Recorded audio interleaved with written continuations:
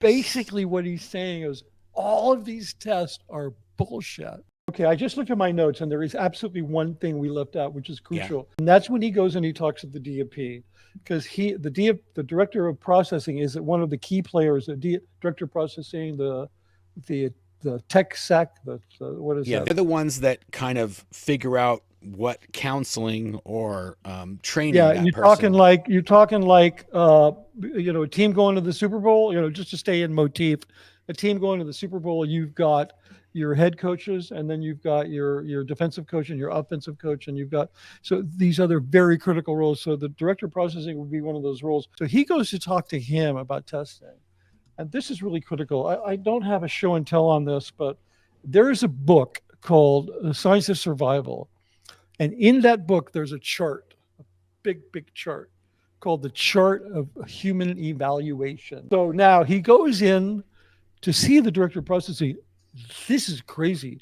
This was the first thing when I started to my critical thinking came back and I thought about this one thing in this film. I was like, oh my God, this is such a scam.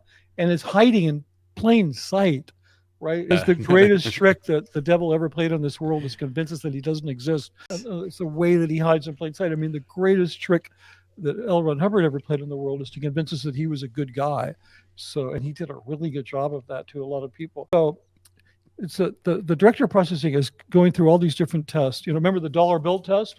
You said, well, and then there's the dollar bill test. This is the dollar. You take a dollar bill, and then if you can grab it, obviously it's much reaction harder here. time. He goes reaction time. Oop, see that? I missed it. We'll do it with a Post-it. Oop.